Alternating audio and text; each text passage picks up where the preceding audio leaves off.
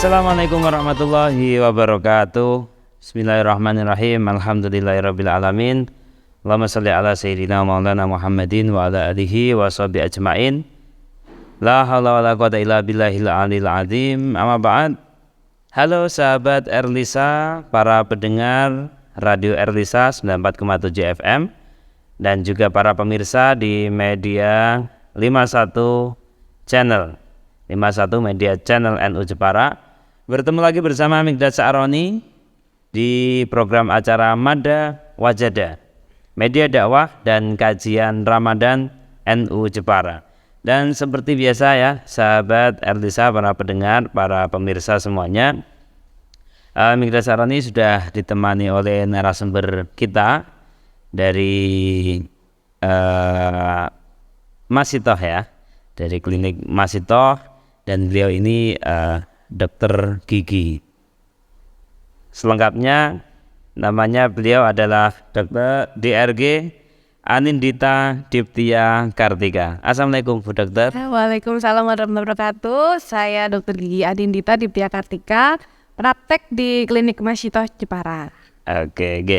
Itu jadi tentunya kita nanti akan membincang tentang tema kita pada kesempatan kali ini adalah menjaga kesehatan gigi dan mulut saat berpuasa.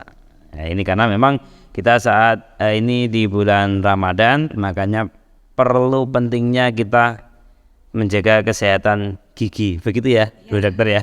Karena saat ini Mikdad Sa'roni sedang dengan Bu Dokter gigi, ya, spesialis gigi, makanya nanti kita bisa berbincang-bincang. Mungkin yang ingin pertama kali saya tanyakan ini Bu Dokter, mungkin bagaimana ini menjaga kesehatan gigi dan mulut untuk anak-anak dan dewasa, khususnya saat ini kita berada di bulan Ramadan saat puasa. Jadi kalau puasa itu kan pasti produksi air liurnya berkurang, karena nggak minum, nggak makan, pasti produksi air liur itu akan berkurang. Nah, ketika produksi air liur itu berkurang, pasti mulut jadinya kering. Nah, yang menyebabkan keringnya ini karena nggak ada saliva atau air liur, akhirnya mulai bau mulut. Nah, itu biasanya yang paling dikeluhkan selama puasa gitu ya. Untuk orang dewasa ataupun anak-anak, biasanya kalau anak-anak bau mulut kan juga dia nggak nyaman, akhirnya kayak mual atau apa, atau jadi lemas gitu ya. Nah, kalau untuk menjaganya, ya yang basicnya lagi paling penting pada dasarnya adalah gosok gigi gitu. Jadi mungkin kalau kita sehari-hari itu gosok giginya kalau mau tidur sama setelah makan, kalau selama puasa ini berarti bisa kita ganti. Jadi setelah sahur sama sebelum tidur. Sebelum tidur tuh adalah gosok gigi yang paling tepat. Sebelum tidur dan bangun tidur bagus mana ini Bu Dokter? Sebelum tidur ya. Jadi memang kalau kita tidur tuh balik lagi ke tadi, produksi air liur itu akan berkurang ketika kita tidur. Nah, ketika produksi air liur berkurang, bakterinya itu akan lebih aktif juga, jadi lebih gampang membuat gigi berubah. Itulah kenapa sebelum kita tidur itu memang dianjurkan untuk gosok gigi. Dan setelah sahur, jadi seharian tuh bisa seger mulutnya karena habis sahur gosok gigi dulu. Oh gitu ya. Terus tips yang lain adalah saat puasa terutama ya. Saat sahur kalau bisa makanannya juga makanan yang tidak terlalu berbau, misalnya kayak yang terlalu mengandung bawang, biasanya kan seharian mulutnya bau bawang. Nah, mungkin menghindari makanan kayak gitu untuk sahur. Perbanyak air putih, terus makan sayur, buah, dan kalau bisa apalagi sahur ya. Kalau butuh kan udah minum makanan manis atau goreng-gorengan yang manis-manis. Nah, kalau bisa sahur tuh jangan yang manis dan lengket gitu. Ya. Karena ketika kita puasa nggak makan apa-apa kan berarti nggak ada yang akan membersihkan gigi lagi. Nah, kalau makanan manis, lengket, dan itu dimakan sahur, nanti seharian itu bisa merusak gigi. Gitu ya. Jadi memang ternyata ketika sahur itu justru malah tidak makanan berat ya. Makanan ringan. Ringan boleh, yang penting gak manis ya. Buah, sayur. Ya, nasi itu boleh. Tapi setelah sahur gosok gigi. Gitu. Intinya sebelum tidur gosok gigi. Setelah sahur ya. Setelah sahur mungkin sebelum imsak atau mungkin apalah. Nah, ini juga gosok gigi karena biar ini tips untuk menjaga kesehatan gigi itu sendiri ya? Biar seharian segar mulutnya Biar juga. segar, segar. Oke. Dan itu baik anak-anak maupun dewasa sama ya? Enggak? Karena yang paling penting ya pada dasarnya gosok giginya itu taruh untuk pencegahan ya. Kecuali kalau memang untuk tindakan-tindakan yang sudah terlanjur berlubang atau memang sudah ada keluhan, itu ya memang perawatannya beda lagi. Tapi kalau untuk preventif atau pencegahan, memang caranya itu gosok gigi secara teratur. Boleh kalau mau ditambahin obat kumur biar segar seharian mulutnya boleh. Karena gosok gigi pun nggak membatalkan puasa. Iya. Ya kalau Mindra Sarani tahu sih cuma hanya sekedar makruh ya. Iya. Nanti kalau siang-siang kayak gini, besok gini sambil kumur ya dok ya. Sambil nyesep-nyesep sedikit. Kalau bisa ya setelah sahur aja gitu ya. sebelum imsak. Nah itu kan nggak membatalkan puasa dan belum makruh juga. Tapi kalau siang-siang lapar, haus terus sengaja gosok gigi itu memang butuh ya. Karena ya memang nggak habis makan ya nggak perlu gosok gigi. Oh gitu ya. Jadi kalau siang ya nggak perlu gosok gigi. Kan pastinya kan kalau siang hari gosok gigi tambah seger gitu. Sambil nyesep-nyesep dikit ya. Makruh. Oke, itu yang ada tentang tips menjaga kesehatan gigi dan mulut untuk anak dan dewasa. Mungkin ini yang kedua. Nah ini kaitannya tentang bau mulut ya. Tentang bau mulut saat puasa. Ini sering kita alami dan sering terjadi saat orang-orang yang berpuasa. Mungkin caranya mengatasi ya ini supaya tidak bau mulut ini khususnya untuk orang-orang yang berpuasa. Sebenarnya bau mulut tuh bisa dari banyak faktor, bisa karena memang produksi air liur yang rendah, bisa juga karena di dalam rongga mulut tuh memang sudah ada beberapa masalah gigi. Misalnya ada gigi yang berlubang atau karang-karang giginya banyak. Nah itu bisa menyebabkan bau mulut juga. Bisa juga gigi yang sudah sisa akar, sudah nggak ada mahkotanya, itu juga bisa jadi penyebab bau mulut. Nah kalau kita udah tahu nih penyebab apa nih yang membuat kita bau mulut, nah berarti kita harus mengobati atau merawat penyebabnya itu dulu, menghilangkan penyebabnya. Jadi kalau misalnya ternyata ada karang giginya, berarti ya harus membersihkan karang gigi atau sekali di klinik. Atau ternyata ada lubang, ya berarti harus ditambal. Atau memang kalau ada akar yang memang harus dicabut, berarti kita hilangkan dulu penyebabnya. Ketika penyebabnya hilang dan kok masih bau, oh berarti mungkin karena memang produksi air liur yang rendah ketika kita puasa. Nah itu bisa waktu sahur yang tadi ya, mengurangi makanan yang memang berbau, terus banyakin air putih ketika masa-masa nggak puasanya itu. Nah itu bisa mengurangi bau mulut juga. Sampai bisa ditambah obat kumur ketika habis sahur itu ya. Nah itu bisa membuat mulut terasa segar. Jadi memang yang menyebabkan bau mulut itu memang diantaranya tadi gigi berlubang itu memang sangat gigi berlubang gitu ya. Bisa juga, apalagi kalau lubangnya ternyata sudah sangat dalam. Nah itu bisa menyebabkan salah satu bau mulut. Dan karang gigi itu faktor terbesar yang buat. Jadi karang tidak hanya yang ada di laut ya, juga ada. Pun bisa ada karang. Nah itu memang ada yang kita nggak tahu yang namanya karang itu apa. Jadi ketika ada gigi terus di belakangnya itu ada kayak kerasa kayak batu atau kayak karang juga gitu, bentuknya memang warnanya putih, nempel di gigi. Nah itu bisa jadi karang, karena kan ada sebagian orang yang mengira karang gigi itu giginya sendiri gitu. Ada pernah pasien datang bilang tuh gigi saya copot gitu, ketika dilihat, ternyata yang copot tuh karangnya. Bisa. Itu karang-karang itu disebabkan dari apa? Masa dari makanan atau apa? Bisa dari makanan yang mengendap lama di situ, bisa juga karena pH air liur yang terlalu basah, jadi karang cepat tumbuh. Nah itulah pentingnya memang harus ke dokter gigi 6 bulan sekali. Iya, jadi bisa dicek kira-kira, karena kan kadang kita nggak ketahui kasus-kasus gigi. Nah memang itu pentingnya 6 bulan sekali ke dokter gigi buat dicek kira-kira ada masalah apa, kebersihannya gimana, ada karang apa enggak, ada permasalahannya. Nah itu bisa dicek 6 bulan sekali. Oh jadi memang perlu rutin ya untuk pengecekan gitu ya? Sebenarnya perlu rutin, karena gigi itu kan nggak bisa terlihat kasat mata ya. Betul. Kalau kita ngaca juga belum kelihatan. Betul. Jadi memang butuh bantuan kalau itu lihat. Nah memang harus kontrol. Kecuali kalau misalnya kayak kita sakit, nah tuh kata apa kan bisa langsung periksa ya. Nah tapi kalau gigi kan kadang lubang tuh nggak kerasa. Kayaknya nggak sakit nih dok, tapi ternyata ada beberapa lubang. Nah itu yang memang harus dicek setiap 6 bulan sekali. Oke, mungkin ini kaitannya masih tadi gigi berlubang ini. Saya pernah dengar itu betul. Jadi di gigi itu ada semacam kayak ulatnya, itu kayak gitu. Itu benar atau enggak? Nah, itu sehingga mitos akhirnya enggak gini. Ketika ada ulatnya dia menggali itu sehingga gigi itu berlubang gitu. Kayak masuk akal, tapi nah ini kan ada yang spesialis di saya tanyakan. Kalau untuk ulat itu mitos. Mitos, Karena ya? nggak ada, yang ada bakteri mungkin ya. Bakteri, Tapi ya. bakteri kan nggak kasat mata, jadi nggak mungkin keluar ulat gitu. Kalau misalnya gigi memang bisa berlubang tuh kan pasti biasanya hitam. Tapi hitam tuh karena memang aktivitas bakteri, bukan dari ulat. Jadi nggak ada ulat yang keluar sebenarnya. Iya.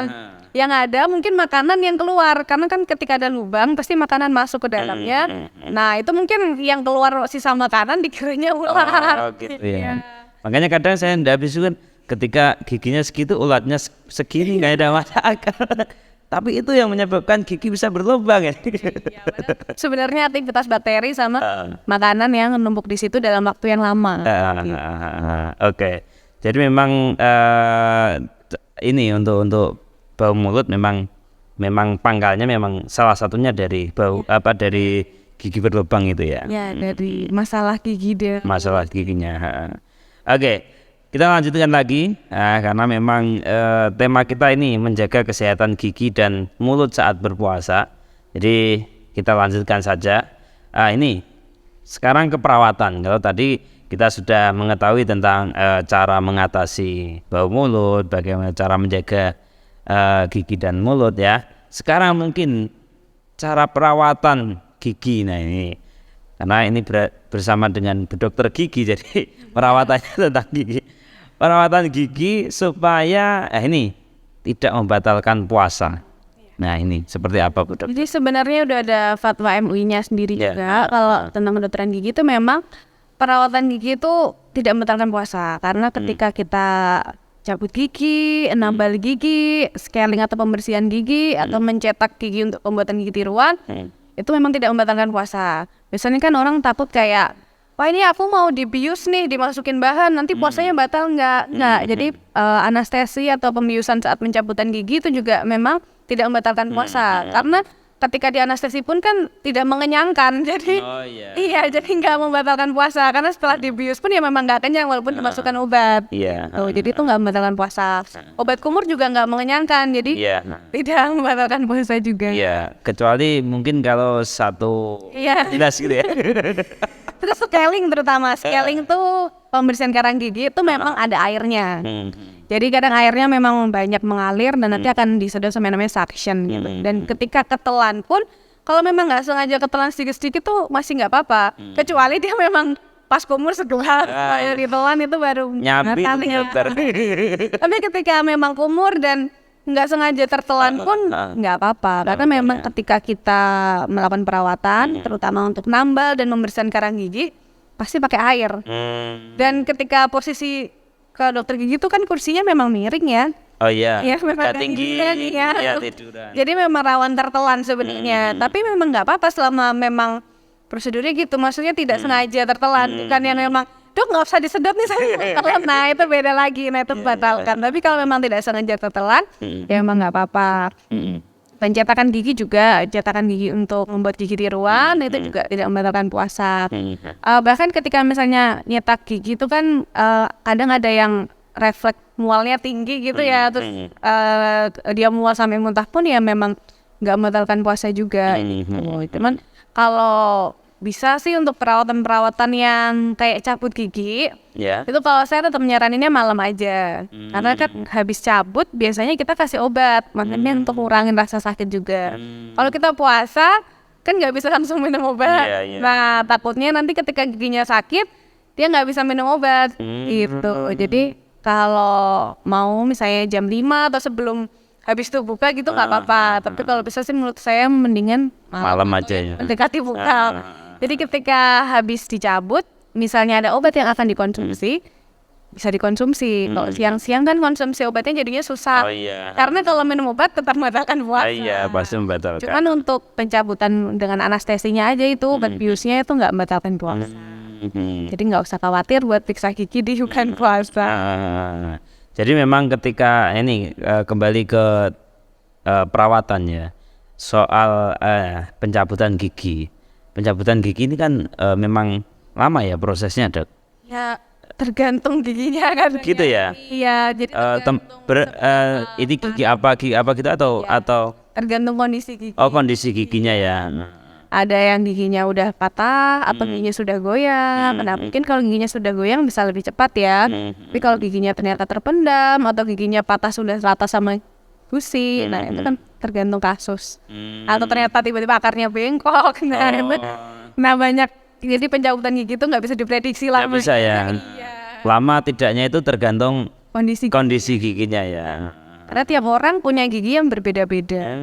Gitu. Jadi setiap orang tuh giginya nggak ada yang sama, pasti beda. Gitu ya, Dok. Iya, hampir sama kayak sidik jari kan, nggak ada orang yang sama gigi per individu itu beda-beda. Terus cara mengidentifikasi ketika beda-beda semua itu mungkin ketika ini penyakitnya ini punya ini gini, itu cara mengidentifikasinya menyesuaikan kondisi atau Untuk mendiagnosis, ya pasti dalam kondisi tertentu kan sama ya. Yang membuat beda tuh ketika susunan gigi ya itu beda-beda. gitu ya.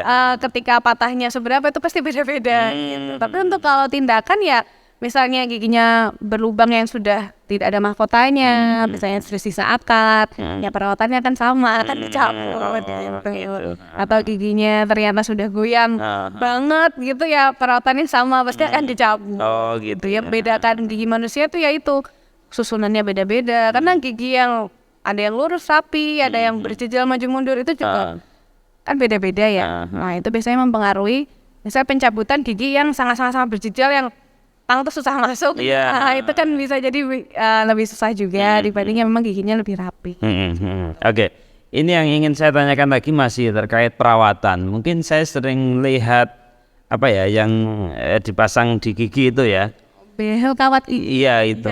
Itu kayak gitu, itu bagian dari perawatan gigi atau hanya aksesoris di gigi, atau mungkin itu untuk kesehatan sendiri bagaimana itu? Jadi tergantung masangnya di mana. Ketika masang di dokter gigi itu sudah pasti untuk kesehatan gigi. Tapi ketika banyak sekarang masang di salon-salon gigi, nah itu yang harusnya nggak boleh, karena behel atau kawat gigi atau orto ya kita nyebutnya, itu tuh bukan untuk fashion. Kalau ditaruh di tempat yang tidak tepat, misalnya cuma buat fashion, itu malah bisa merusak gigi. Gitu. Itulah pentingnya kalau misalnya mau pasang kawat gigi, behel itu memang harus ke dokter gigi. Karena dokter gigi ketika masang pun tuh nggak asal dipasang. Memang ada prosedurnya, ada ketentuannya kenapa dipasang di bagian situ. Mana yang akan ditarik untuk dirapikan tuh udah ada ilmunya semua. Jadi kita nggak asal masang lepas. Dan maraknya sekarang ya ada ke salon. Nah yang itu yang disedihkan adalah kalau ke salon. Jadi banyak juga pasien yang pasangnya di salon gigi. Terus nanti ada masalah, baliknya tetap ke dokter gigi. Gitu ya. Iya benar. Jadi salon tidak hanya sekedar perawatan untuk rambut, untuk Iya pasti sudah ada soal gigi ya. Iya, dan itu yang nggak boleh gitu. Jangan sampai tergiur. Wah ini murah nih cuma buat fashion, nah itu bisa merusak gigi. Jadi kalau memang niatnya mau meluruskan gigi, mau mengobatin susunan giginya itu, ya ke dokter gigi aja. Karena faktor resikonya tuh lebih besar kalau misalnya kita asal pasang ke salon, ke tukang-tukang yang emang nggak di bidangnya. Jadi kembalilah ke bidangnya. Oke, sebenarnya itu tujuannya apa sih, Dok? Saya agak penasaran sebenarnya. Kok seakan-akan saat ini menjadi tren ya. Kalau dulu kan mungkin hanya beberapa. Iya, malah mungkin pada malu pakai kawat gigi zaman dulu ya. Sekarang banyak pakai. Kalau sekarang itu justru malah kayak tren gitu. Pastinya ada tujuan ketika dipasang itu. Jadi ketika gigi kita berjejal atau misalnya tumpang tindih gitu ya, itu kan makanan akan lebih gampang nyelip. Ketika makanan lebih gampang nyelip, akan gampang berubah. Nah, di sini kita mau mengembalikan fungsi gigi. Jadi ketika fungsi giginya itu yang tumpang tindih ngunyah jadi susah, gampang lubang, itu kan jadinya bikin gigi sakit. Nah, kita kembalikan ke posisi yang lurus. Jadi misalnya yang tadinya mundur gini kita majuin lagi pakai kawat, jadinya ini bisa lurus lagi. Bisa rata. Bisa rata lagi. Nah, tujuannya memang kayak gitu. Jadi bukan semata-mata fashion, bukan semata-mata estetik juga. Iya. Ya, jadi memang diizinkan juga. Maksudnya hadisnya juga memperbolehkan karena kita kan merawat gigi untuk mengembalikan fungsi. Iya. Bukan hanya untuk kecantikan atau estetis. Gitu. Jadi ya memang nggak diharamkan juga gitu Mas Ambel kan. Oke. Iya. Dan itu merubah ciptaan seperti gitu kan. Nah, nggak juga karena kita mengembalikan fungsi. itu ada batas waktunya ndak? Mungkin ketika ini baiknya dipasang sekian bulan atau apa ya, untuk dipakai terus atau seperti apa? Jadi kalau behel itu kan dia nggak bisa dilepas sendiri ya. Yang bisa ngelepas cuma dokter gigi. Jadi nanti ketika sekali kita pasang itu nanti dia akan ada kontrolnya juga. Nah, kontrolnya itu tergantung kasus giginya juga. Ada yang sebulan 2 kali, ada yang seminggu sekali. Nah, itu nanti tergantung kasus giginya. Untuk jangka waktu berapa lama pemakaian, mau balik lagi ke kasus. Ketika giginya dianggap sudah rapi, sudah bagus, sesuai targetnya, memang sudah pas, itu ya bisa dilepas. Jadi kalau semakin rajin kontrol sesuai jadwal, semakin cepat dilepas. Tapi kalau memang kan kadang ada yang kayak, aduh kontrolnya baru 2 bulan, sekian bulan, nah berarti akan semakin lama juga. Oke, jadi memang itu bagian daripada perawatan gigi ya. Oke. Dan itu pastinya tidak membatalkan puasa ketika proses. Membatalkan puasa. Enggak, karena kan behel juga nempel-nempel nanti enggak membatalkan puasa. Dan sebenarnya untuk kawat gigi atau orto itu ya memang ada spesialisnya sendiri. Jadi gigi itu bukan spesialis sebenarnya ya. Jadi kita tuh sama kayak dokter gigi umum. Ada dokter gigi umum, dokter umum tuh sama. Kita posisinya dokter gigi umum gitu. Tapi untuk spesialisasi nanti ada lagi. Jadi untuk kasus-kasus kayak orto gitu memang ada dokter spesialisnya sendiri. Oke. Itu jadi memang ya ini kan tadi kaitannya perawatan. Perawatan. Dan itu juga yang menjadi tren saat ini sehingga saya tanyakan. Oke. Kita lanjutkan lagi. Nah ini kita Bu Dokter ini kan praktek di Klinik Masito. Mungkin sedikit bisa dijelaskan terkait jadwal layanan khususnya di poli gigi yang ada di Klinik Masito. Ya, untuk di Masito itu Senin sampai Sabtu. Untuk Senin sampai Rabunya dari jam 5 sampai jam 8 untuk hari Kamis sore. Kalau untuk jam Kamis sampai Sabtunya pagi. Jadi di jam 9 sampai jam 12. Jadi kalau yang pas puasa mau periksa pagi bisa di Kamis sampai Sabtu, tapi kalau mau malam ya Senin sampai Rabu. Senin sampai Rabu ya. Dan pastinya ketemu dengan Bu Dokter. Iya. Karena di klinik yang di layanan poli gigi cuma satu ya. Oke, masih ada waktu beberapa, mungkin bisa diberikan satu tips pada kita, para pemirsa, para pendengar ini Bu Dokter, katanya supaya kita berpuasa tapi gigi tetap sehat, mulut tetap tidak berbau. Nah ini.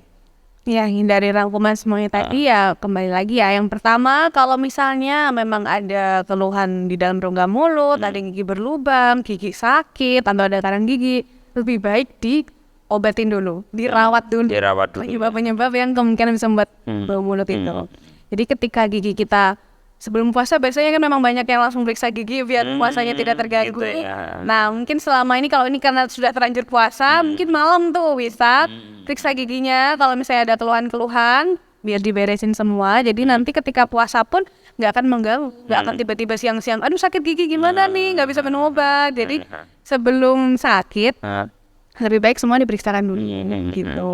Terus kalau untuk tips selanjutnya, minum banyak air putih, manis-manis, soda, minuman bersoda, minuman manis, makanan-makanan lengket, kayak roti-roti gitu. Karena gula itu juga bisa membuat gigi gampang berlubang juga ya. Manis-manis, perbanyak buah dan sayur, terus gigi yang teratur. Paling penting itu, sama periksa ke dokter gigi 6 bulan sekali, biar bisa di follow up terus kondisi giginya gimana. Misal ada lubang masih kecil, dilihat lagi kira-kira 6 bulan gimana. Kalau memang sudah membesar kan memang harus ditambah. Jadi setiap 6 bulan tuh pasti akan ada perubahan-perubahan gigi. Nah itu yang gitu. harus di follow up terus. Jadi pentingnya periksa ke dokter 6 bulan sekali. 6 bulan sekali itu maksimal atau minimal? Minimal 6. Minimal ya. Iya. Berarti setahun 2 kali ya. Iya, sekali. Dan nanti kalau periksa jangan lupa ke klinik Mas Ito. Iya. Dan nanti ketemu dengan Bu Dokter Anindita ini. Oke, terakhir Bu Dokter ini mungkin bisa diberikan closing statement atau kesimpulan terkait tema kita pada kesempatan kali ini, menjaga kesehatan gigi dan mulut saat berpuasa. Ya. Jadi jangan takut untuk periksa gigi di saat puasa, karena periksa gigi dan perawatan gigi itu tidak membatalkan puasa.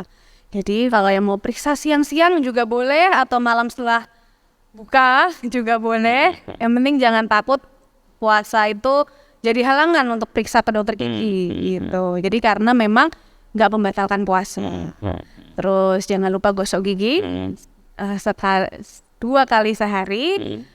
Kalau pas puasa berarti sebelum tidur dan setelah sahur. Tapi kalau misalnya pas dalam keadaan nggak puasa nih, tetap 2 kali sehari setelah makan, setelah sarapan, makan pagi dan sebelum tidur. Yang paling penting sebelum tidur. Dan jangan lupa periksa ke dokter gigi 6 bulan sekali. 6 bulan sekali ya. Oke, itu ya sahabat Erdisa, para pendengar, para pemirsa. Ini bagian daripada pengetahuan dan semoga ini bisa kita bermanfaat untuk para pendengar dan pemirsa. Tetap menjaga kesehatan di bulan puasa, khususnya kesehatan gigi. Oke, itu ya sahabat Erdisa. Dan yang terakhir ya, program Mada Wajada ini, media dakwah dan kajian Ramadan NU Jepara, bisa didengarkan di 94,7 FM Radio Erlisa. Bisa juga didengarkan di YouTube 51 Media Channel NU Jepara, dan juga bisa didengarkan di fanpage Facebook Erlisa FM Jepara. Oke, dan akhirnya Salani harus pamit. Terima kasih pada Bu Dokter sudah memberikan pengetahuan pada kita, memberikan ilmu pada kita. Semoga berkah bermanfaat untuk kita semuanya. Amin. Allahumma amin. Dan itu ya sahabat Erdisa, insya Allah kita akan ketemu lagi di kesempatan yang lain dalam tema yang lain juga. Dan tetap di program kita selama bulan Ramadan, Mada Wajada, media dakwah dan kajian Ramadan bersama NU Jepara. Akhirnya Migda Saroni harus pamit. Tetap konsentrasi, raih prestasi, jangan sia-siakan waktu supaya kita tidak merugi. Allahumma fiqh lakum bitarik. Wassalamualaikum warahmatullahi wabarakatuh. Waalaikumsalam warahmatullahi wabarakatuh.